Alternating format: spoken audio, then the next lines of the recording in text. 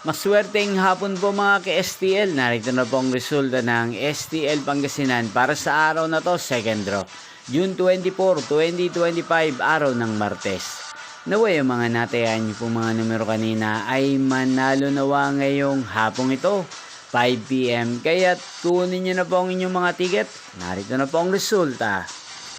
Ang mga numerong nanalo sa STL Pangasinan ngayong hapong ito, June 24, 2025, 5 PM. Second draw result, 30 at 37 in exact order sa lahat po ng tumaya kanina sa STL Pangasinan para second draw ng 30 at 37. Congrats po sa inyo, panalo po kayo. Again, 30 at 37. At ngayong hapong ito sa STL Pangasinan, natin pong i-shoutout si Ate Darlene ng Pangasinan na araw-araw pong nanonood sa channel na to. Shoutout po sa inyo, Ate Darlene. Sana po ay nasa mabuti kayong kalagayan.